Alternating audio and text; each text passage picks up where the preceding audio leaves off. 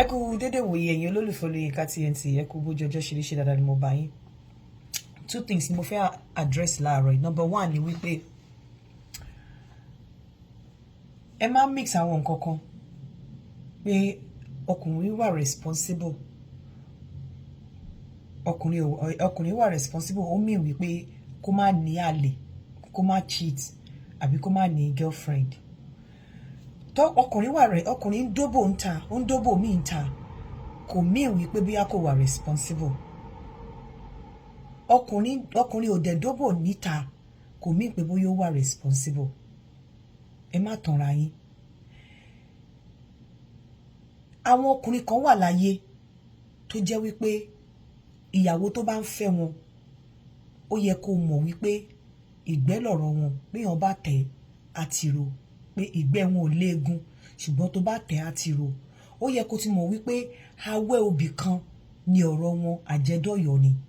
Àwọn ọkùnrin kan wà tó jẹ́ pé tó bá ti bọ́ sí wọn lọ́wọ́ tó ti fẹ́ wọn, ìwọ gan gba ká pé ò lè dá oko wọn dó, kò dẹ̀ mean pé wọn ò wà responsible.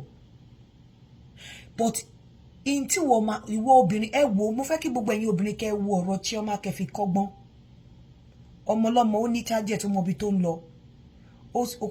See no evil, hear no evil. Gbogbo ranty tí everybody rant nípa Davido. Nípa Davido kò tiẹ̀ listen. Ìjẹ́ gbọ́ kó dún pom. Because ó mẹni tó ń gbàgbọ́, ó mẹni tó ń fẹ́, ó dẹ̀ mọ̀ pé ẹni tó ń fẹ́, ó fẹ́ òun, ó fẹ́ràn òun. Kò jẹ́ kí àwọn pastor àlùsì, kí preaching àwọn pastor àlùsì kó wá sí ọpọlọ ẹ̀ pé any man that is doing this, any man that is doing that, tó dẹ̀ pé ọ̀pọ̀lọpọ̀ wọn ló ń dó ajá. Kò jẹ́ kí àwọn preaching tí àwọn pastor àlùsì tó ń àwọn ìwàásù wọn kò jẹ́ kó tiẹ̀ move ẹ̀. Ìjẹ́ gbọ́ kí Chioma bọ́ta kó sọ̀rọ̀, ìjẹ́ gbọ́ kí Chioma kó jàre, because ó mọ ẹni tó ń fẹ́, ẹni tó ń báná jà ló ń wò, kó bu ariwo ọjà. The fact pé o ní ọkùnrin tó ń dóbò ń ta àbí tó ní girlfriend ta kò mean pé kò wà responsible. Nǹkan méjì ni, just like pé ọkùnrin dóbò ń ta kò mean wípé kò dáa, kò mean wípé kò nífẹ̀ẹ́ ìyàwó ẹ̀. So àwọn ọkùnrin kan wà tó jẹ́ wípé ìyàwó wọn ò lè dá oko wọn dó. Ọkùnrin ìyàwó tó bá fẹ́ dá oko ọkọ ẹ̀ dó kó lọ fọ́ lórí burúkú lọ́kọ. Ìyàwó tó bá fẹ́ dá oko ọkọ ẹ̀ dó kó lọ fẹ́ wèrè lọ́kọ. Ìwèrè tó yẹ kó tó bá ti ń dóbò lọ́wọ́ ó máa ń bugi jẹ. Ìyàwó tó bá fẹ́ dá oko ọkọ ẹ̀ dó kó bá yí ọkọ ẹ̀ jẹ́, kó bá yí ẹ̀ jẹ́, kó má jẹ́ kó gòkè. Àwọn okó kan wà tí obìnrin ò lè dá dó, kò dẹ̀ mí pé ọkùnrin ò wà responsible. Ìwọ obìnrin ló máa fi rẹ̀ sí position wípé see no evil, hear no evil. Ìwọ obìnrin ló máa fi rẹ̀ sí position wípé mo mọ ẹni tí mò ń bá nájà, ẹni tí mò ń bá nájà sì mọ̀ mí. Ìwọ ló máa ní àwọn qualities tó jẹ́ wípé tí ọkùnrin bá ròkun rọ̀sà wá fi àbọ̀ fílẹ̀ bùtì ẹ̀. Ẹ máa ń gbọ́ tí Davido máa ń jẹ ọ̀rọ̀ Chioma lẹ́nu nípa pé ó mọ oúnjẹ sè, ipe wọn kọ́ ó dẹ̀ gbẹ̀kọ́. Gbogbo ẹ̀yin tẹ́dẹ̀ wà lórí social media lẹ́ máa agree pé ọmọ tí wọ́n kọ́ tó gbẹ̀kọ́ ni.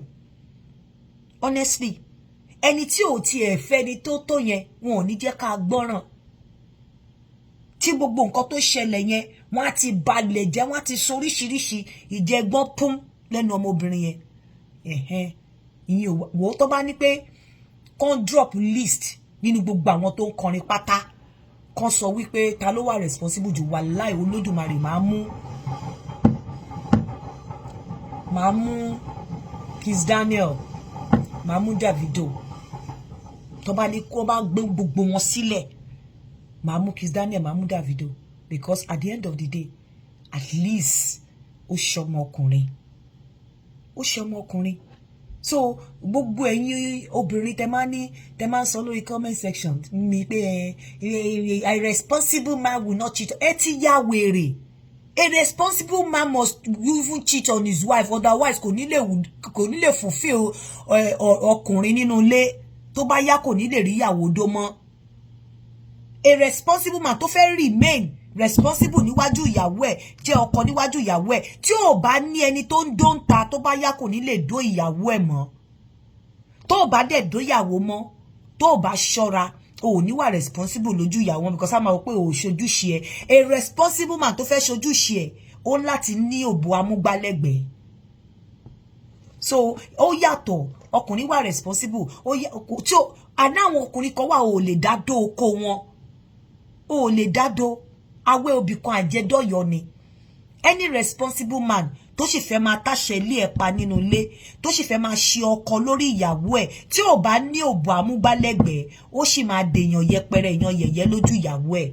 Tí ẹni pé má jẹ́ kí ìyàwó ẹ̀ mọ̀, tí ẹni pé má karùn wá bá nílé, tí wọ ìyàwó ni pé see no evil hear no evil. Má jẹ́ kí àwọn pastor kan tí nǹkan tí wọn ò lè ṣe má jẹ́ kó preach ẹ̀ fún ẹ, má jẹ́ kó sọ fún ẹ pé ìjọba ọ̀run ọkùnrin tó bá ti ń dó obìnrin mi kò ní wọ ìjọba ọ̀run, tó bá ti ń ṣojúṣe ẹ̀ lórí ẹ, tó ti ń ṣọkọ lórí ẹ, bó bá ṣe tó dẹ̀ pé anytime tó bá pè lóòrèkóòrè ló ń dó ẹ, kò sí tó kọ ẹ pẹ̀lú ẹ.